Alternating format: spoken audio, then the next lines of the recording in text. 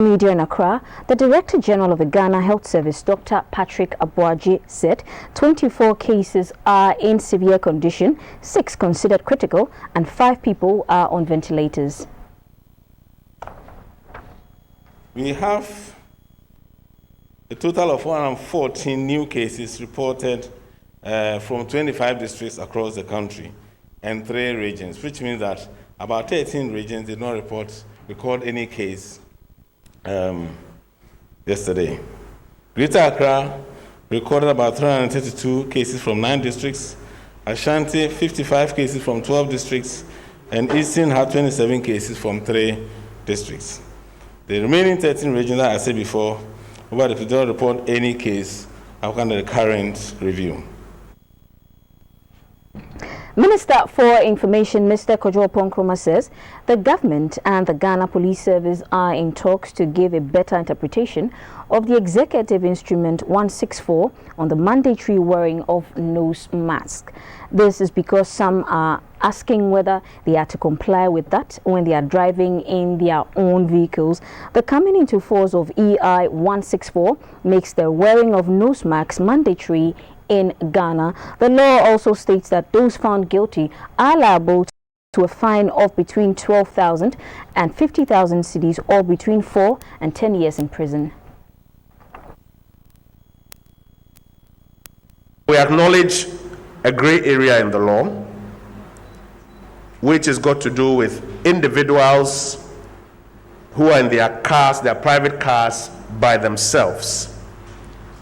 And we also acknowledge that there's a very strict interpretation that the police intend to give to such scenarios, looking at the text of the law. So what government is doing is that we're engaging with the police to give the EI a purposive interpretation when they are applying it.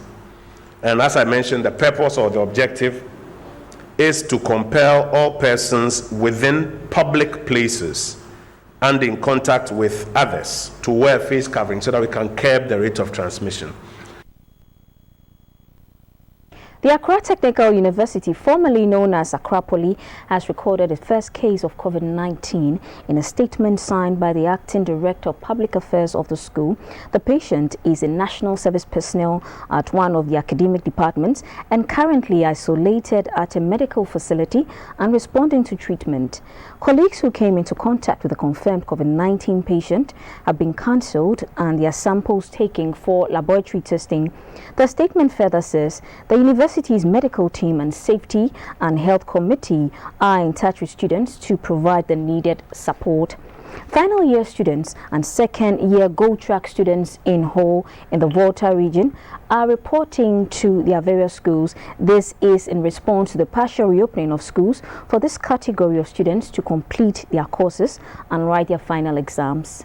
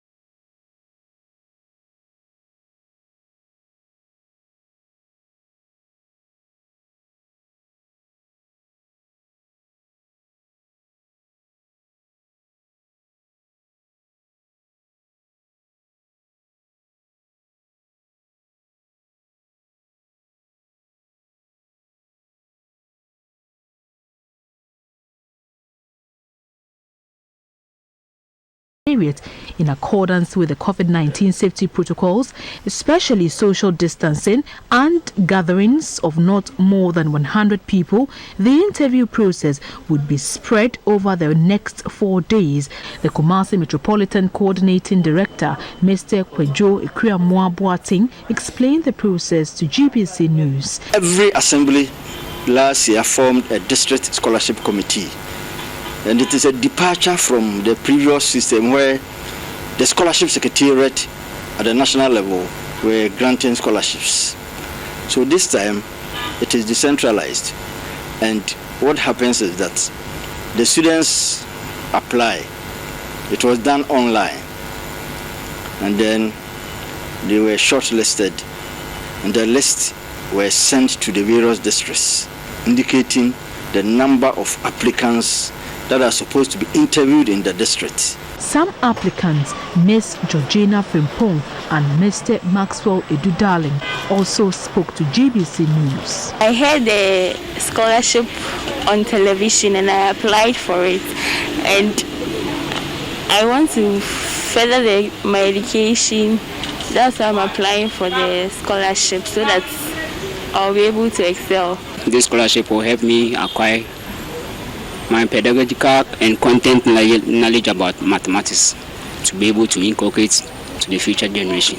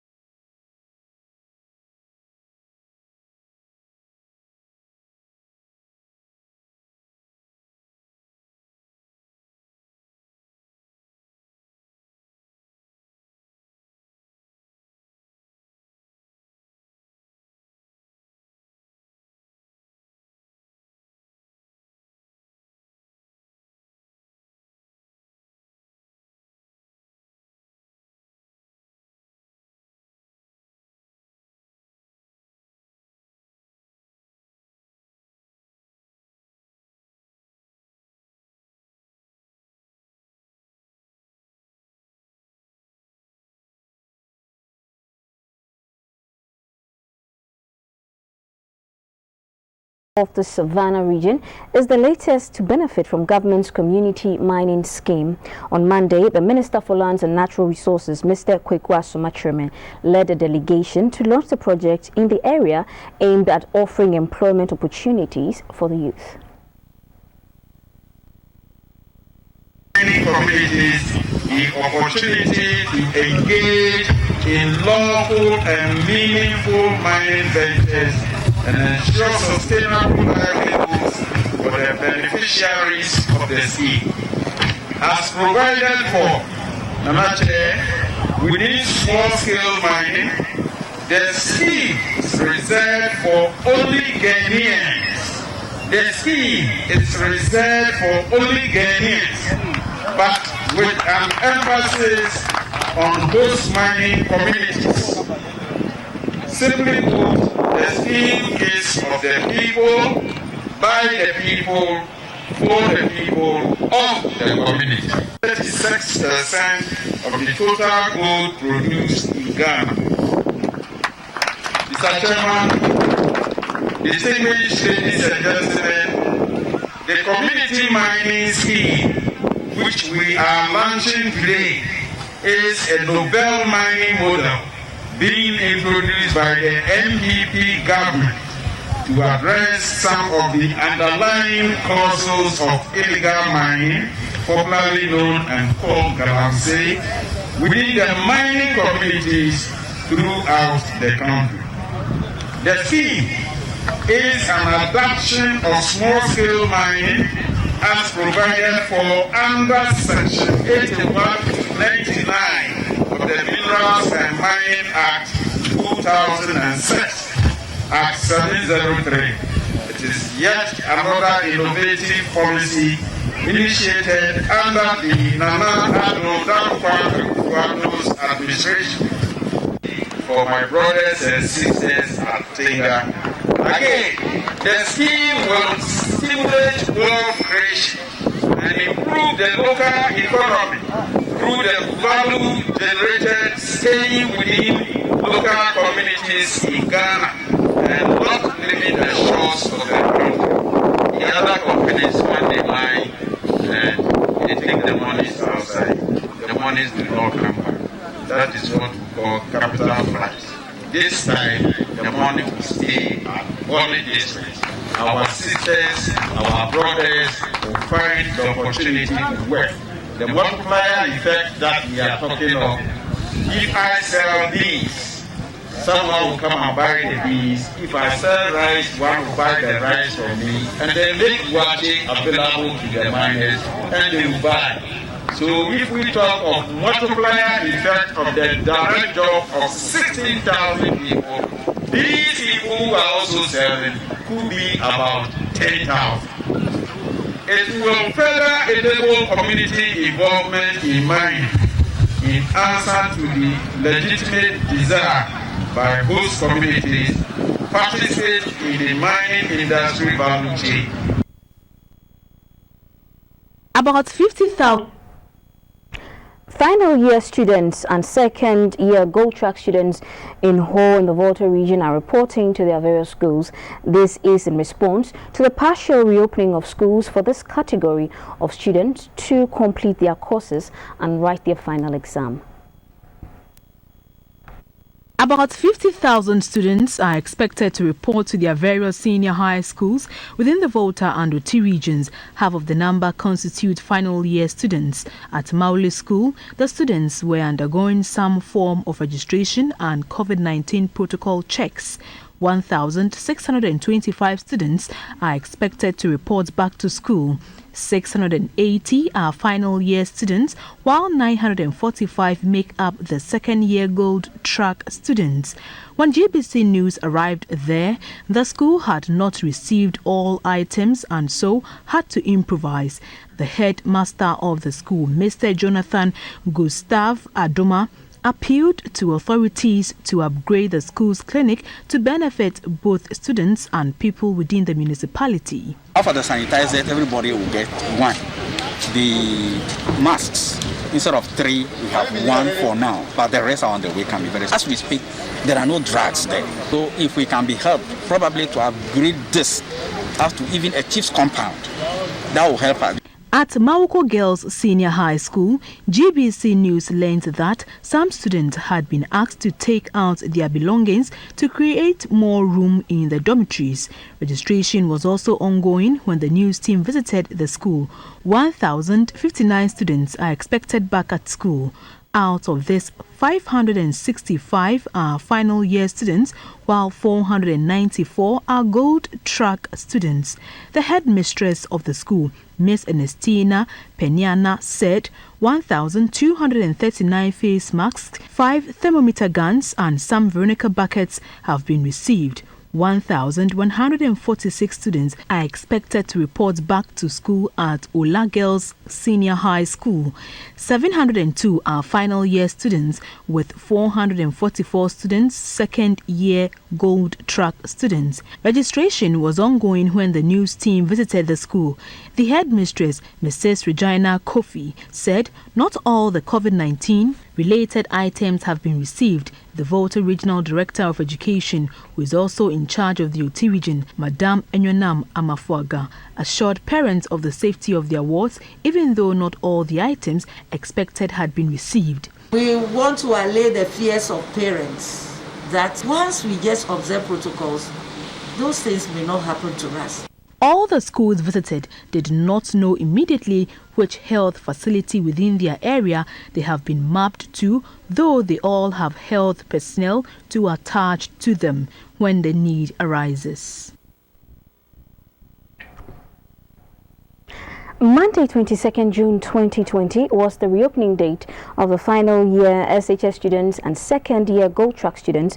The schools had also been given some safety equipment for staff and students returning to campus. However, there were isolated cases of stranded students at the school gates. Others were also expected to pay a fee before they were allowed to enter the school premises. The concern of many is what happens to such students if they are not allowed to get on campus. We have on the line the Public Relations Officer of the Ministry of Education, Mr. Kwesi Obeng-Fosu. Good afternoon, sir. Good afternoon, madam. Thank you for joining us on GBC News. Sir, is the Education Unit aware of these happenings regards to the reopening of schools? Okay, good afternoon and good afternoon to your listeners. Yes, Education Ministry has at the 9th wind of stranded students from the school within the central area. So we fled up the ministry to find out what was the cause for this scenario at the schools. So most students were stranded because they reported to school late, as indicated by the school management. They reported to school after the school had closed their gates, that is after 5 p.m., and so they were not allowed in. But from the ministry, with checks and then the response that we gave them, we know we are not in normal times, so we don't want people to mass up. In that case, you can't allow students to stay behind the gate, and then when others come to join them, in some few minutes' time, you have a lot of students gathering in front of the gate. And that is what we want to prevent. We don't want students to come into contact with their colleagues. So the issue of social distance, the issue of safety, will be breached in that regard. So we responded by asking our regional education unit and then ensure that students are admitted back to school safely and they are checked in, and then every and any other protocols that they are supposed to observe have been duly adhered to. Okay, so Accra Girls SHS is, for example, is reported to be collecting 150 Ghana cedis at the gate before entry. Is the Education Service aware of this? And if they are, what is the purpose of this? My sister, Accra Girls cannot be taking money at the gate before students are allowed in. Because even what we're talking about, the whole school, the education itself, we have introduced free education for each and every student. So there should be no barrier in any case, in any form, that will prevent children from having access to the school premises. So this is news to me. Now that you've given me this information, I will quickly check from school management, element of GES, and then get back to you on this. All right, sir. Before we let you go, the videos that our reporters have collected, some of them show that we can see, I mean, the video just played, show that some of the people who are giving the protective equipment to the students do not have gloves, especially the nose mask. There was a woman we just saw on the video we just played who was handing over a mask to a student without gloves. Is the unit aware of this, and is the unit, the education unit in charge of this, going to, how are efforts going to be beefed up so that we ensure that all our students are safe? Okay, so what we did as the ministry, as GES, is that we have over 40 centers of distribution across the nation. So we've ensured that all PPEs are distributed to these centers way ahead of time. As we speak now, as of Sunday evening, reports we gathered from the ministry's monitoring team as well as reports from Conference of Heads indicated that over 70% of the secondary schools have received their PPEs. As of yesterday night, and this morning, the remaining schools were on their way to the centers to pick up the PPE. We don't expect any school to go contrary to the directives of the president. So all the information you've given me, I'm going to check and then ensure that whatever is supposed to be done will be done. What I can tell you from our checks and from our monitoring, all the schools we visited have their protocols, have their PPEs, and are adhering strictly to the protocols that have been laid down by the president. We didn't meet any school going or doing anything contrary to the protocols laid down. So we will follow up from Accra girls as soon as I am done with you and get back to you on the issues there. All right, sir. Thank you very much for speaking to us on GBC News. That was the Public Relations Officer of the Ministry of Education, Mr. Kwesi Obingfosu, addressing some issues regarding the schools reopening. We'll still stay on the matter where all 17 government-assisted senior high schools in the 4 administrative municipalities and districts within Asante, Mampong and Ashanti have received some COVID-19 safety logistics from the government. The items are to be used on their respective premises as they partially reopen for final year and second year Gold Track students.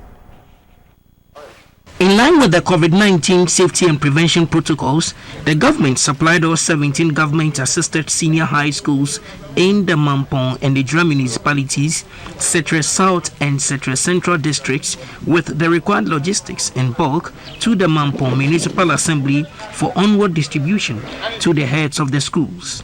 There were 43,000 nose masks, 21,500 hand sanitizers, 192 infrared thermometer guns, 639 gallons of liquid soup, 650 tissue papers, and 245 Veronica buckets. These items are to be shared among students and staff, as well as placed at vantage points for use by all persons within the school premises. The items were handed over by the Mampong Municipal Chief Executive, Mr. Thomas Apiakubi. He asked the school authorities and all Ghanaians to strictly comply with the safety protocols to protect, especially the returning students from contracting the virus. On behalf of the beneficiary schools, the Mampong Municipal Director of Education, Mr. Gabriel Intri, pledged the readiness and commitment of the school authorities to ensure that their premises remain safe from the virus during the limited school period.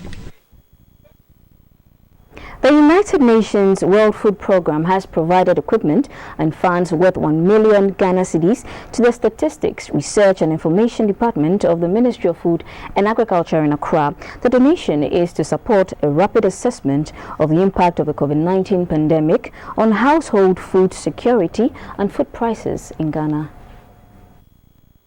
To assess the impact of the COVID pandemic on the lives of Ghanaians in the area of getting easy access to food, the World Food Programme WFP, led by Madam Rukia Yakub, has donated laptops, mobile phones, tablets, internet modems, personal protective equipment, a video conferencing facility, and large-screen television to the Ministry of Food and Agriculture. Madam Yakub said this would enable enumerators collect as much information as possible by reducing human contact, which is in line with the recommended COVID-19 preventive measures.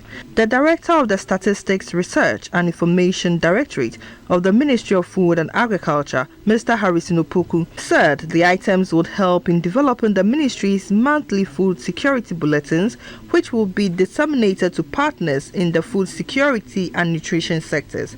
Apart from rapid assessment, the World Food Programme would also support the ministry to undertake a nationwide food security and vulnerability analysis on who is food insecure, why they are food insecure, and where they live.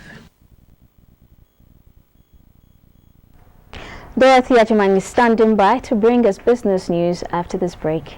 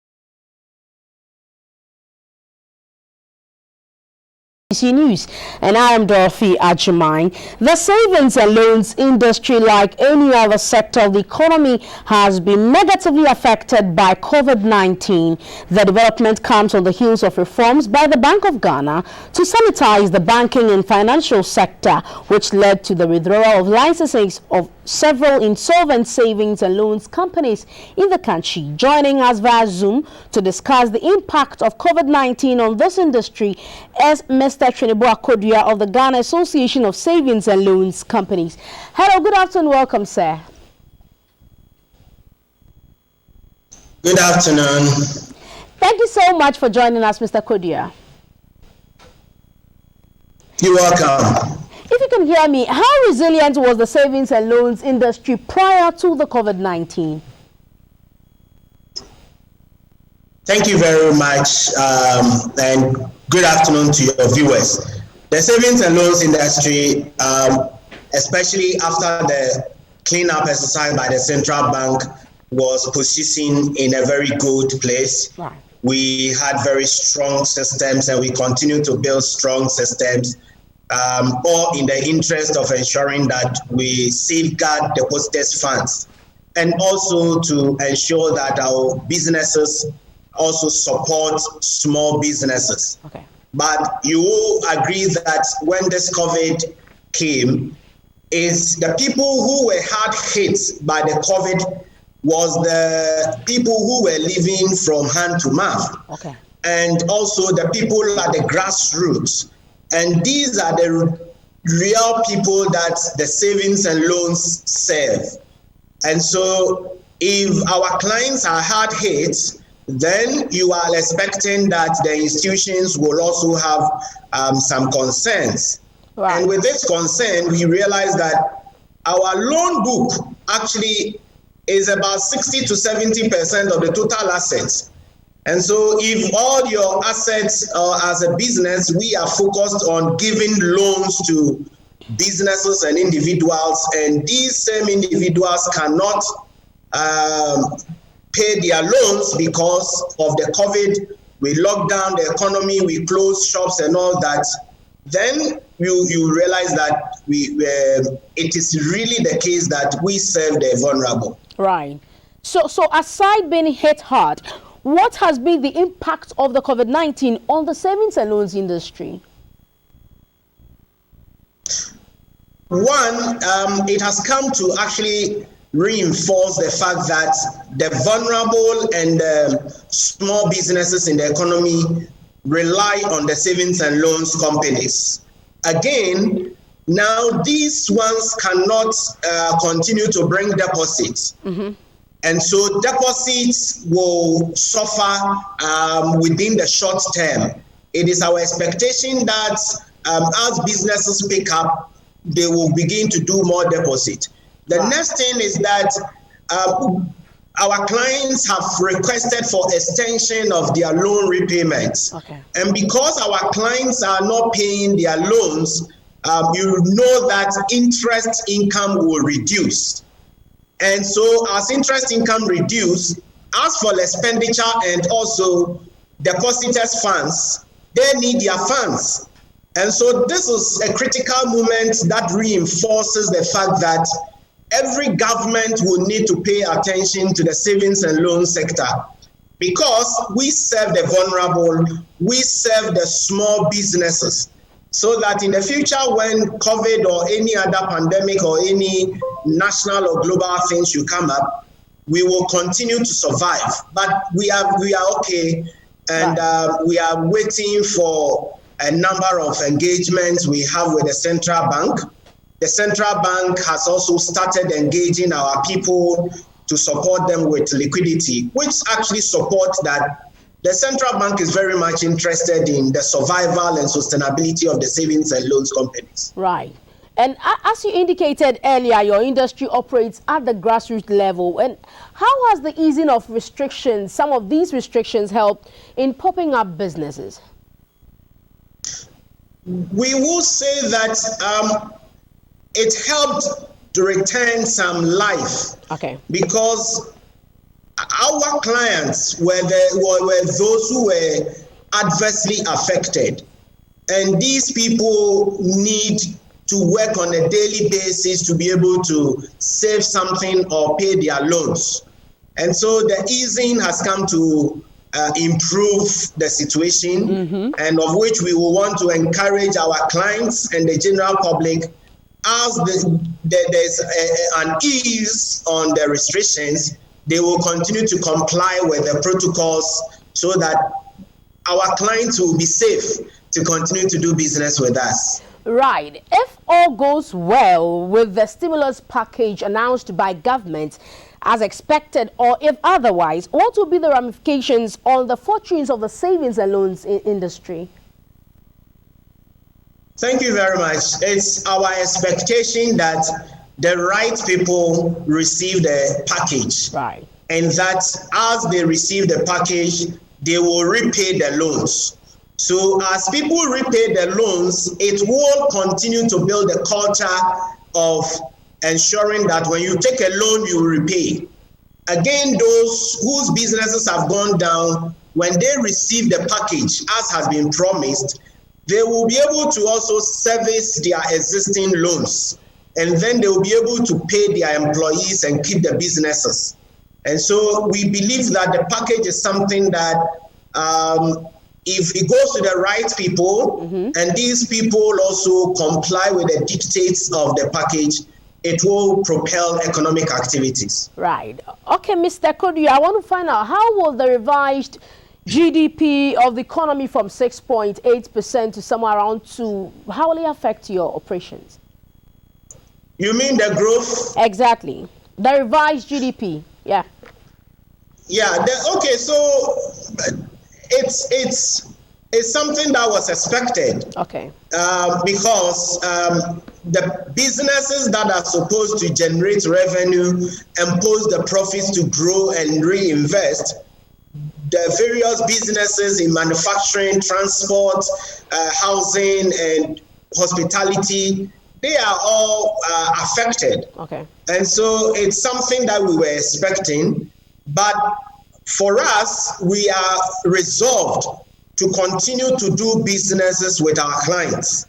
Those who have their deposits with us, it is our duty to ensure that they have access to their deposits. And so this one has to actually bring to the front that as a nation, there is the need to look at the critical sectors of the economy, in addition to how do we support the small businesses. Do we need some policy direction to support the savings and loan subsector, the microfinance institutions, so that we will continue to support the growth of the economy? Now mid-year budget is expected next month. What are your expectations?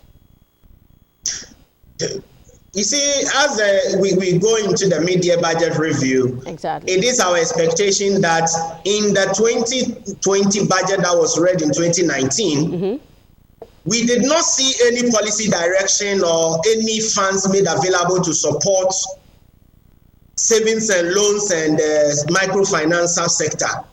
And so now that COVID has come to bring to the fore that we need to pay attention to the small businesses, we are expecting government to come up and say, this is how we are going to support savings and loans and the microfinance subsector. Again, as at our level, we know that there's a need to build synergies and use technology. So even in our AGM tomorrow, that is going to be held, we are going to do it on a virtual platform, Zoom. We are also treating building synergies. And so we believe that businesses should take advantage of government policies and then build synergies, come together, collaborate. If you are not strong enough, you need to merge. Let us merge. There are a lot of businesses in Ghana that if we put our forces together, we can grow the economy. We wish the government well, we wish the country well, and we know that we are going to grow from strength to strength. This COVID has come to reveal a lot of things to us, and we will learn from the lessons from COVID-19. Right. Thank you so much for your thoughts. We do appreciate, and that will be all for now.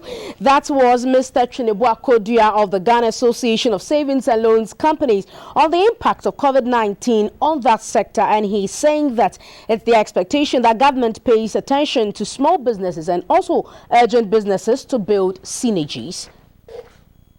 Moving on, the Public Interest and Accountability Committee, PIAC, has launched the annual report on the management and use of petroleum revenues for 2019 in Accra. The report should have been published in March but delayed due to the COVID-19 pandemic. The committee says for the third consecutive year, the actual ABFA has not been fully utilized and accounted for, bringing the total unaccounted ABFA to 1.5 billion cedis at the end of 2019. The annual budget funding amount available for spending in 2019 was in the region of 2.7 billion. Out of this figure, 1.2 was utilized, leaving a balance of 1.5 billion Ghana cedis unutilized. 1.5 billion Ghana cedis has been unutilized. For the third consecutive year, not only has a sizable proportion of this type of amount from the ABFA not been fully utilized, but it has also not been accounted for, impeding PIAC's appreciation of the full scope of activities required for accounting to the public on the utilization of our petroleum revenues. In 2019, 45.14% of the actual annual budget funding amount was spent on recurrent expenditure, with 54.86, close to 55%, on capital expenditure.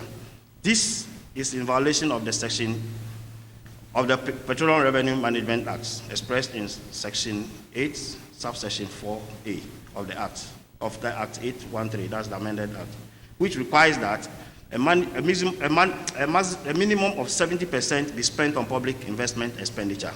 So what we are saying is that the investment arrangement did not conform to the provisions of the Act. For the second consecutive year, there was no allocation from the annual budget funding amount to the Ghana Infrastructure Investment Fund. This is also contrary to the provisions of the Petroleum Revenue Management Act. Now moving on, creating jobs was high on the agenda of the government as it's projected to create more jobs through its capital expenditure component of the 2020 budget to the tune of 9.3 billion cedis. This was 53.5% more than the 2019 projected outturn. As the nation awaits the Finance Minister, Mr. Ken Ofori-Atta, in Parliament to present a mid-year budget in July, we have a research fellow from the Institute of Statistical, Social and Economic Research, ISE, Dr. Andrew J. Holmes, via Zoom to look at the jobs market in the first quarter of the year. Good afternoon. Welcome, Dr. Andrew J. Holmes. Good afternoon. Thanks for having me. Thank you for joining us once again. Now, what were projections made by government in 2020 with regards to job creation? Obviously, I may not be able to present direct numbers, right, but would love to say that the whole budget was hinged on growth and jobs. So to provide the needed jobs, the budget thought about special ways or specific ways to grow the economy. And one of the ways the budget was thinking about was the fact that the financial sector had been cleaned up. And once that had happened, the hope was that the banks will now be more healthy to provide resources for businesses to thrive. Number two, the budget also proposed the National Development Bank, which was also to capitalize and serve as more or less some strength for industry and the agricultural sector to borrow and invest and create the needed jobs. The same bank, the National Development Bank, which was proposed, was also to support the 1D1F. So in sum, we were looking at ways in which the industrial sector, the agricultural sector could be supported. And another way was the planting for food and jobs, which was also hoped to expand and create jobs for the youth. Okay, Dr. Andre J. Holmes, I want to find out from you. After these projections came COVID. So how has the outbreak of COVID-19 affected job creation, both in the private and public sectors? Obviously, there are two ways. We have positive impacts and we also do have negative impacts. In my opinion, the private sector has had to bear a bigger brunt than the public sector. And I'm looking at things like the educational sector, where we have a lot of private people hiring teachers. These sectors have had to close down, so those jobs have been lost. We're also thinking about the hospitality industry, which has also suffered a lot, and jobs have also been lost there. Of course, for the public sector, because of the health sector, we are seeing more expenses being made by government towards people who are tracing and contacting those who have contracted the disease. So some jobs are being created in the public sector, but the private sector, which is the engine of growth, I think there's much to be desired. Right. I believe the COVID-19 has its own disadvantage and advantages too. Can you tell us what are some of the opportunities created in the job market as a result of this pandemic? And also, a quick one, tell us your expectation as we await the finance minister to present a mid-year budget review. Yeah, so number one, we definitely need to look at the agricultural sector. Right. Once India and the other countries are not exporting to us the needed rice, can we ensure that we produce that locally to create the needed jobs? I expect that as we go into the mid-year, the government and the mid-year budget will look at ways of creating innovations that will ensure that things like pharmaceutical production is improved, because we can no longer rely on others, and that can create the needed jobs. Right.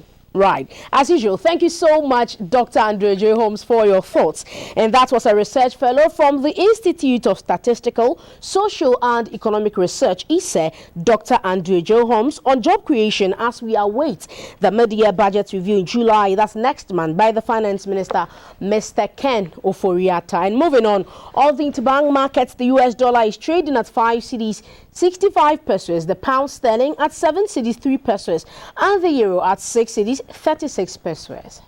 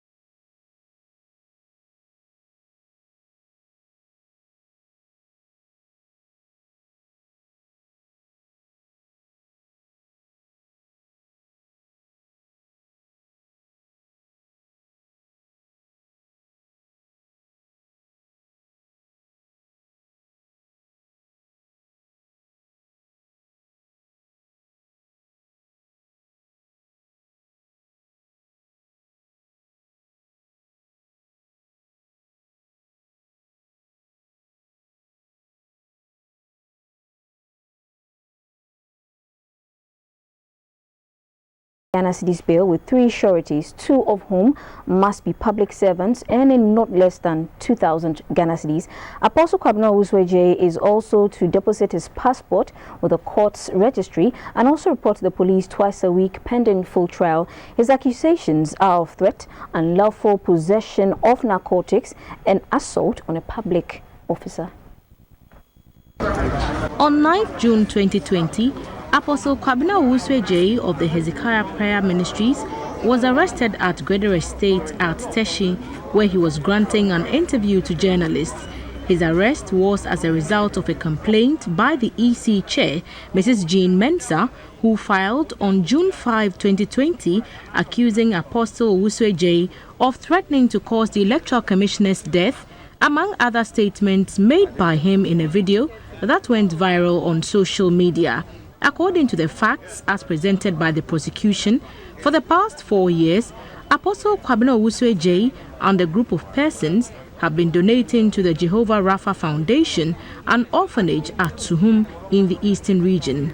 It was during one of such donations where the accused, according to the facts presented in court, was captured in a video issuing death threats against the EC chair for executing her statutory duties. In court, the legal representatives of the accused person argued that the statement made by their client was a prophecy from God, and as a man of God, only spoke the mind of God in this instant.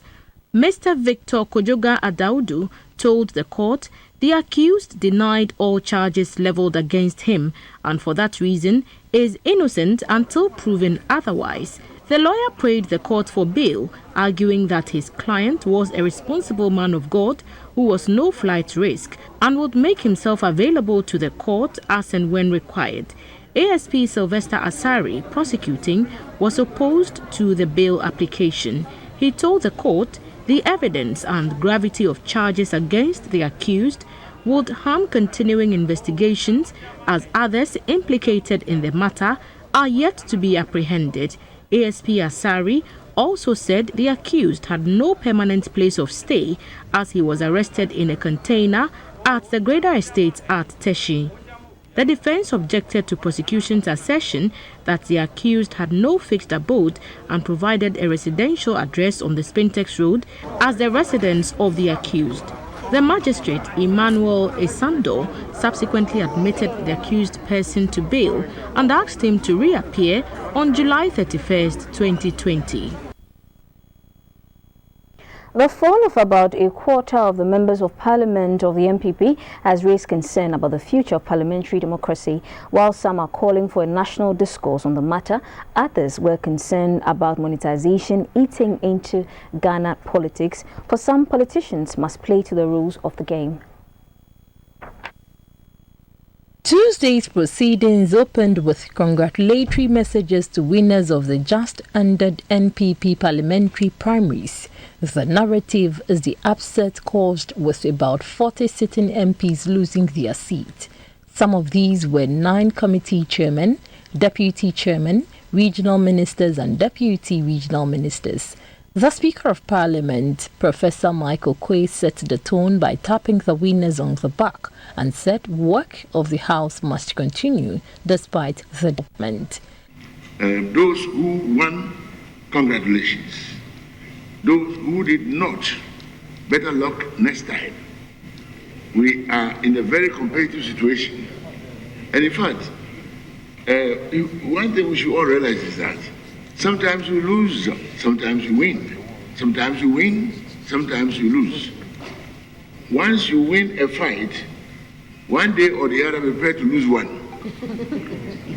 For the minority leader, Mr. Haruna Idrisu, the outcome of the primaries will have a dire consequences on Parliament and the sanctity and integrity of the House must be protected. Maybe tomorrow, Mr. Speaker, the caucuses will have to strengthen our base and the way we relate to the main party, such that tomorrow we can ourselves make recommendations as to who can make it and who deserves our protection to keep our democracy alive. The majority leader, Mr. Osei Mensah Bonsu, said Parliament must be given room to assess its own members and shield them when need be. For now, the political parties have constitutions that allow for sluice gates to be opened. And it's important that going forward, by the experiences that we have, last Thursday I was saying that I shudder to think of what may happen to us and indeed to Parliament 2 elections from now. Speaker, we have elections, internal elections, and 1/4 of sitting members of Parliament are jettisoned. 25%. It cannot be healthy for the growth of Parliament. It cannot. By any stretch of imagination, it cannot be good for the development of our Parliament. It is alleged that money exchanged hands at the primaries and demonetization was a cause of worry for the first Deputy Speaker, Mr. Joseph Osei-Usu. But I encourage us to look at this question of monetization. My belief, or what my observation, is that we are actually misdescribing the problem.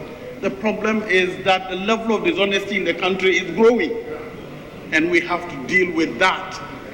The chairman of the Finance Committee, Mr. Marcus Ibeyeboa, chairman of the Defense and Interior Committee, Mr. Seth Achampong, chairman of the Constitutional and Legal Affairs Committee, Mr. Ben Abdullah, chairman of the Sports Committee, Mr. Alex Ejekum, and Eastern Regional Minister, Mr. Eric Dafoe, among others, all lost their seats at the weekend.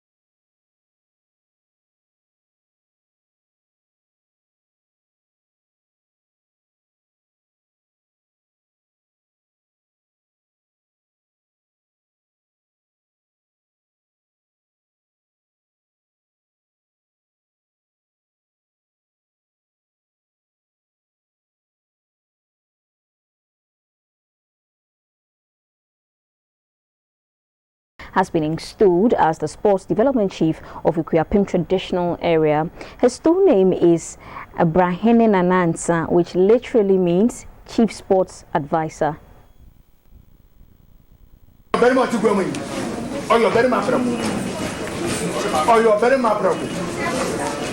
This is Seattle Seahawks defensive end, Ezekiel Nana Ansa. He is the founder of the Ezekiel Ansa Foundation, a non-profit organization to create realistic opportunities for the youth in sports and education, with an effort to assist them in achieving their goals and inspire the confidence to pursue their dreams.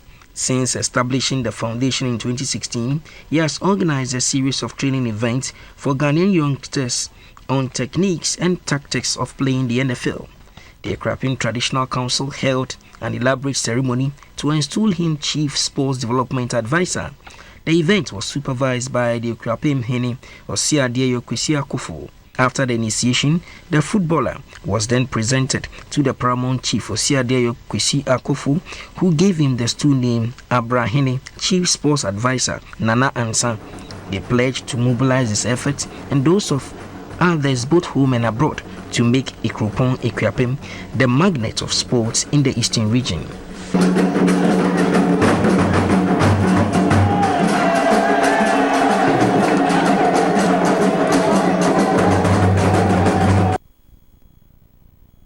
And this is how we end this afternoon's